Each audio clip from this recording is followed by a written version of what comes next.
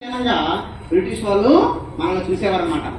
ఇది తట్టుకోలేనటువంటి మన దేశంలో ఉండేటటువంటి కొంతమంది నాయకులు, కొంతమంది రాజులు, వీళ్ళందరూ కూడాను బ్రిటిష్ వాళ్ళ మీద తిరుగుబాటు చేశారు.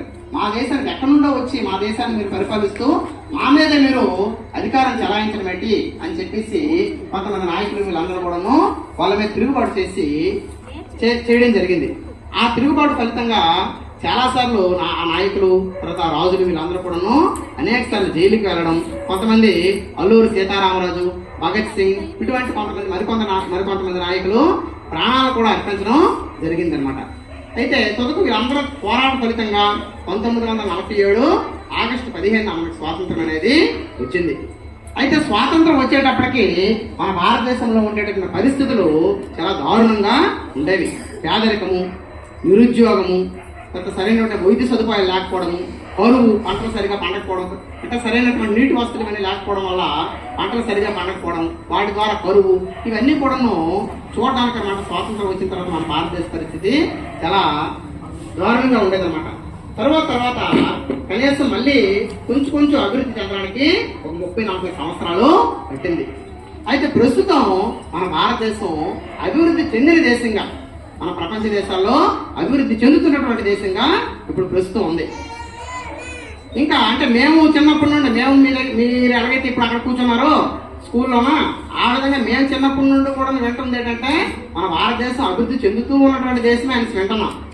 కానీ త్వరలోనే మీ అందరి తాలూకా నేటి బాలలే రేపటి పౌరులు మీరు అందరూ కూడా చక్కగా చదువుకొని మంచి ఉద్యోగాలు సంపాదించి క్రమశిక్షణతో మెలిగి మన భారతదేశానికి మంచి పేరు ప్రతిష్టలు తెచ్చి మనం మన భారతదేశాన్ని అభివృద్ధి చెందిన దేశంగా మార్చవలసినటువంటి అవసరము ఎంతైనా ఉందన్నమాట.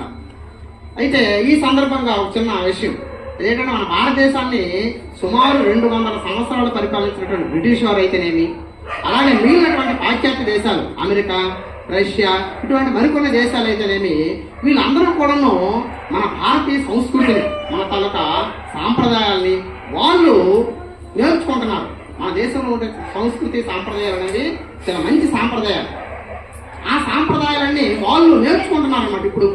కానీ మనం ఏం చేస్తున్నామంటే వాళ్ళ తాలూకా పాశ్చాత్య సంస్కృతి ఏంటి, చిన్న నెక్కర్లు వేసుకోవడం, అదేనా, తర్వాత అంటే మందు తాగడం, అంటే డైలీ వాళ్ళకేంటంటే వాళ్ళ తాలూకా వాతావరణ పరిస్థితులు బట్టి మద్యపానం వాళ్ళు సేవించేవారు. కానీ మనకేంటంటే ఇక్కడ ఒక వ్యసనంగా అయిపోయింది అనమాట. మందు తాగడము, చిన్న నెక్కర్లు వేసుకోవడం, అంటే పాశ్చాత్య పానం కల్చర్ అనేది మనకి ఇప్పుడు వేగంగా విస్తరిస్తుంది. కాబట్టి మీరు ఆ పాశ్చాత్య సంస్కృతికి అలవాటు పడకుండా మన భారతీయ సాంప్రదాయాల్ని గౌరవిస్తూ వాటిని పాటిస్తూ మన భారతదేశాన్ని ముందుకు నడిపించి అభివృద్ధి చెందిన దేశంగా తీర్చిదిద్దుతారని ఆశిస్తూ మీ అందరికీ కూడా మరొకసారి స్వాతంత్ర దినోత్సవ శుభాకాంక్షల్ని తెలియజేసుకుంటూ